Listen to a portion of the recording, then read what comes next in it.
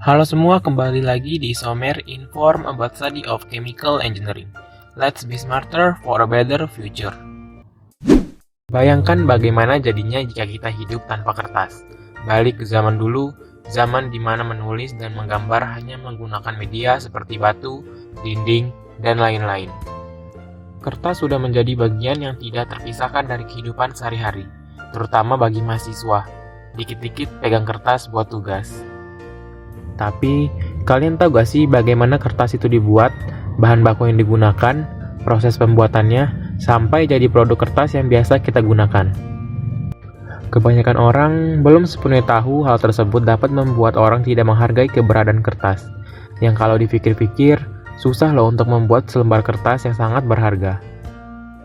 Belum lagi, perilaku boros kertas ditambah dengan pembuangan kertas yang tidak tepat dapat menimbulkan masalah baru. Indonesia menghasilkan 67,8 juta ton sampah pada 2020. Berdasarkan data Kementerian Lingkungan Hidup dan Kehutanan atau KLHK, sampah berupa kertas atau karton mencapai 12,02%, yang mana hanya setengahnya yang bisa dikelola. Jenis kayu yang umum digunakan untuk industri kertas dan pulp yaitu pohon pinus, eukaliptus, akasia, balsam poplar, fir, dan aspen. Umumnya di Indonesia menggunakan eukaliptus dan akasia yang dipanen dalam waktu 5 hingga 6 tahun. Dalam pembuatan kertas terdapat 3 proses. Yang pertama adalah pulping. Pohon-pohon yang telah dipanen diangkut dari hutan tanaman industri ke area wood yard mill. Kayu-kayu ini dimasukkan ke dalam debarking mesin untuk proses pengelupasan kulit kayu, karena kulit kayu tidak dapat digunakan dalam pembuatan kertas. Kemudian, batang kayu dicuci, dipotong menjadi serpihan-serpihan kecil, dan dimasak di dalam gester. Proses pemasakan ini bertujuan untuk melarutkan zat lignin sehingga dihasilkan pulp atau bubur kertas. Proses selanjutnya adalah memutihkan bubur kertas atau pulp. Bubur kertas yang sudah putih dikeringkan dan dipacking di pulp dryer. Pulp kering ini dibuat dalam bentuk lembaran untuk memudahkan pengiriman. Pulp adalah bahan baku untuk produk-produk turunan seperti kertas, karton, dan tisu.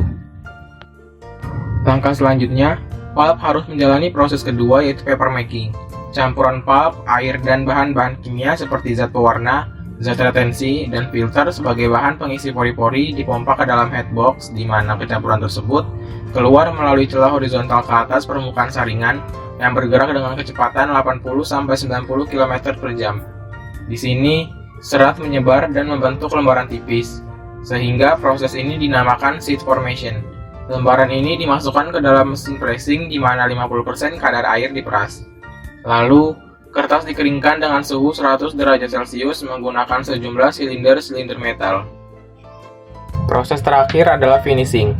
Setelah dikeringkan, permukaan kertas dilapisi oleh senyawa atau polimer natural binder atau synthetic binder seperti akrilik untuk meningkatkan kualitas kertas. Kertas dikeringkan kembali dalam bentuk gulungan yang lebarnya mencapai 8,6 meter. Setelah itu, dilakukan pemotongan roll-roll kertas menjadi lembaran-lembaran kertas yang sesuai dengan kebutuhan pelanggan. Dan akhirnya, kertas yang telah dipotong akan dikemas untuk siap bertemu dengan pembeli. Gimana? Proses yang panjang bukan?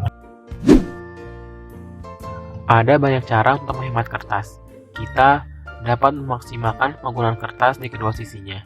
Kita juga dapat memanfaatkan kertas yang salah ketika di-print.